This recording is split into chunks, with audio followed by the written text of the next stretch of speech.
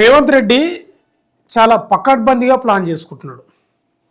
ఇప్పటి వరకు ఇందిరమ్మ ఇండ్లు గ్రామాలల్లో ఇచ్చిండ్రు, కొంత కొంత పట్టణాల్లో కూడా ఇచ్చిండ్రు. కానీ హైదరాబాద్ నగరంలో ఎక్కడ ఇచ్చిన దాఖలాలు లేవు.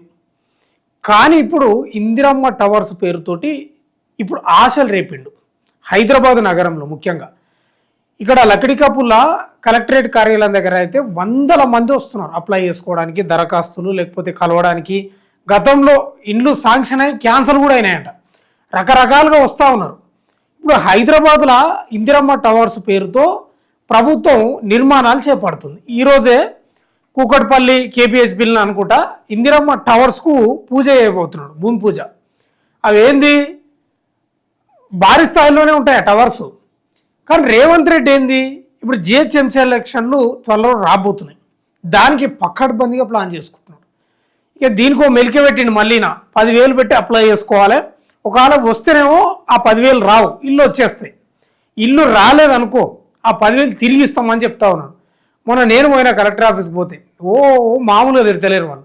ఆ 10,000 ఎందుకు కట్టించుకోవాలి, ఏడ ఉన్నాయి, మేము ఇళ్ళల్లో పనిచేసి బతికేటోళ్ళం, ఆన్నోయినా చిన్న చిన్న పనులు చేసుకొని బతికేటోళ్ళం, ఏడదేవాళ్ళం మేము అని దానికి కూడా బాధపడతా ఉన్నాం. కానీ గతంలో కేసీఆర్ నయా పైసలు లేకుండా ఇచ్చిండు. లోపల వాళ్ళు వీళ్ళు ఉంటారు కదా, చోట మోట నాయకులు లంచాలు తీసుకొని ఆ పని చేసిరు వాళ్ళు. కానీ కేసీఆర్ అఫీషియల్గా మాత్రం 10,000 కట్టు లేకపోతే 15,000 కట్టాలని మాత్రం ఎప్పుడు చెప్పలేదు. అందుకే వీళ్ళు చాలా వ్యతిరేకిస్తున్నారు ఆ 10,000ను కూడా. అదొకటి మళ్ళీ 6 లక్షలు కట్టేది, 6 లక్షలు కట్టాలి ఇల్లు శాంక్షన్ అయిన తర్వాత. ఈ పంచాయతీ కూడా వాళ్ళకి పెద్ద తలకాయ నొప్పి అయింది. కానీ రేవంత్ రెడ్డి ఏం చేస్తా ఉన్నాడంటే ఎలక్షన్ కూడా వచ్చేస్తుంది.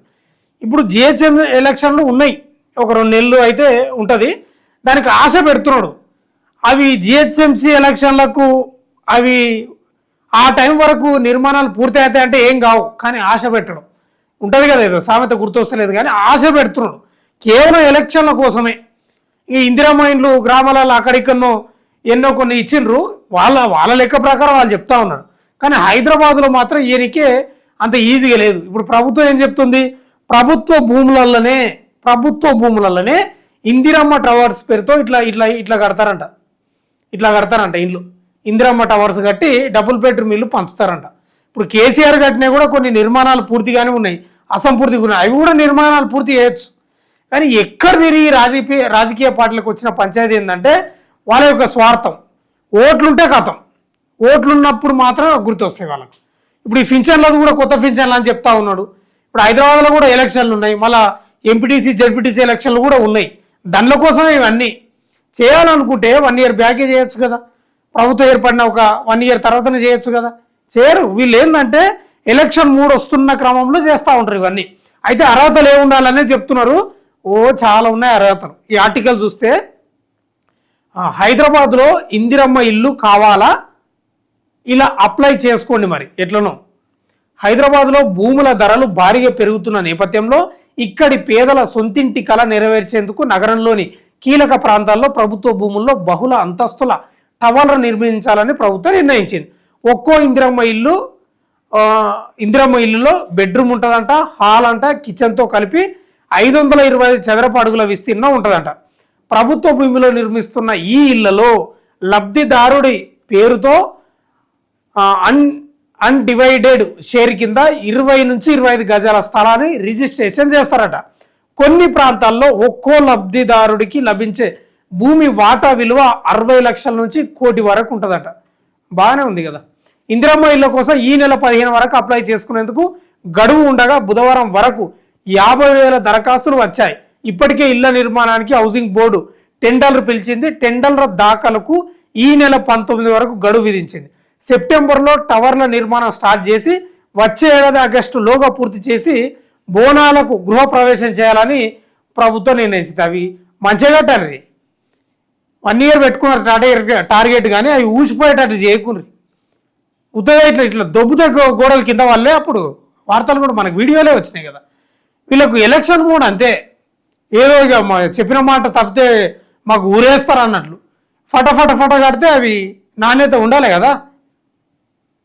అయితే అర్హతలు కేటాయింపులు ఇలా అని చెప్తా ఉన్నారు. అసలు చాలా ఉన్నాయి అర్హతలు. 14 నియోజకవర్గాల్లో 807.40 కోట్లతో 7,340 ప్లాట్ల నిర్మాణం జరుగుతుందంట. ఒక్కో ఇంటికి 400 చదరపు అడుగుల కార్పెట్ ఏరియా, 528 చదరపు అడుగుల బిల్డప్ ఏరియానంట. ఒక్కో ఫ్లాట్కు ప్రభుత్వ సబ్సిడీ 5 లక్షలు, లబ్ధిదారుడి వాటా 6 లక్షలు. అంటే ఎవరైతే ఇల్లు వస్తుందో వాళ్ళు 6 లక్షలు చెల్లించాలి. ప్రభుత్వం ఎంత సబ్సిడీ 5 లక్షలు ఇస్తుంది. కుటుంబ వార్షిక ఆదాయం 6 లక్షల లోపు ఉన్నవారు అర్హులు. క్యూర్ పరిధిలో సొంత ఇల్లు, ప్లాట్ లేదా ఫ్లాట్ ఉండకూడదు. ఒక కుటుంబానికి ఒక ఫ్లాట్ మాత్రమే కేటాయిస్తారు. నివసిస్తున్న అసెంబ్లీ నియోజకవర్గ పరిధిలోని ప్రాజెక్టుకే దరఖాస్తు చేసుకోవాలంట. ఏ నియోజకవర్గం ప్రజలు ఆ నియోజకవర్గంలోనే చేసుకోవాలంట. అర్హతలన్నీ పరిశీలించిన అనంతరం లాటరీ విధానంలో ఫ్లాట్లను కేటాయిస్తారు. ఫ్లాట్ల కేటాయింపులో ఎస్సీలకు 14% అట, ఎస్టీలకు 5% అట, బీసీలకు 16% అట, దివ్యాంగులకు 5% రిజర్వేషన్లు అమలట. ఇక ప్రభుత్వ ఉద్యోగులు, అవుట్సోర్సింగ్, క్లాస్ 4 పారిశుద్ధ కార్మికులకు 10% రిజర్వేషన్ ఉంటుంది. మిగిలిన 50% ఫ్లాట్లు జనరల్ కేటగిరీకి కేటాయిస్తారు. అన్ని కేటగిరీల్లో 30% ఫ్లాట్లను మహిళలకు రిజర్వ్ చేస్తారంట. దరఖాస్తు ఫీజు 100 రూపాయలంట. టోకెన్ అడ్వాన్స్ 10,000 చెల్లించాలి. ఫ్లాట్ అలాట్ కాకపోతే ఈ డబ్బు తిరిగి చెల్లిస్తారు. అది దేవునికే తెలియాలి. మరిగా ఫ్లాట్ కేటాయిస్తే ఆ మొత్తాన్ని లబ్ధిదారుడి వాటాలో సర్దుబాటు చేస్తారంట. ఏది? ఈ 10,000ను. లబ్ధిదారులు ప్రొవిజనల్ అలాట్మెంట్ సమయంలో 1,00,000 ఆర్సీసీ నిర్మాణం, ఈ 6 లక్షల అంశం ఏదైతే ఉందో ఈ పాయింట్ చూడాలి. లబ్ధిదారులు ప్రొవిజనల్ అలాట్మెంట్ సమయంలో 1,00,000 అంట, ఆర్సీసీ నిర్మాణం పూర్తయ్యాక 2 లక్షలంట, ఫినిషింగ్ దశలో మరో 2 లక్షలంట, మిగిలిన మొత్తాన్ని ఫ్లాట్ అప్పగించే సమయంలో చెల్లించాలంట. దరఖాస్తు సమయంలో ఎలాంటి సర్టిఫికేట్లు అవసరం లేదు. మీ సేవ కేంద్రాలు, మీ సేవ వాట్సాప్ సర్వీస్ 8096958096 ద్వారా ఈ నెల 15 లోపు అప్లై చేసుకోవచ్చు అని అర్హతలు ప్లస్ కేటాయింపులు ఎట్లా కేటాయిస్తారనేది ఇక్కడ ఈ పాయింట్లను బట్టి చూస్తే మనకు తెలుస్తుంది. కానీ ఇందిరమ్మ టవర్స్ పేరుతోటి ప్రభుత్వం భూమి పూజ చేస్తుంది, కానీ ఎంతవరకు ముందడుగు పడుతుంది అనేది ప్రశ్నార్థకం.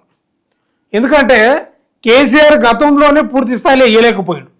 ఆయన 10 ఏళ్ళు పాలించి కూడా వేయలేకపోయాడు. మరి ఈయన ఏ పార్టీకి ఇస్తుందో తెలియదు. వచ్చే ఇయర్ ఆగస్టు లోపు ఏది గృహప్రవేశం చేయాలంట. ఎంతవరకు సాధ్యం అవుతుందో తెలియదు. ఎందుకంటే రేవంత్ రెడ్డి ఎట్లుంటుందంటే బురదల వద్దిన గుంజలాగానే, అది ఎప్పుడు ఊసిపోయేది తెలియదు. ఇప్పుడు మొన్నటి వరకు ఏమన్నాడు? పింఛన్లకు, చేయుత పథకానికి అప్లై చేసుకోనికి పింఛన్లకు నిరంతర ప్రక్రియ ఎప్పటికైనా అప్లై చేసుకోండి అన్నాడు. అది నిన్న మొన్న చెప్పిండు. నిన్న మొన్న వార్త అయింది మళ్ళీ అంటే లేదు 31 తారీఖే వార్త అని, 31 తారీఖు వరకే లాస్ట్ డేట్ అని చెప్తున్నాడు.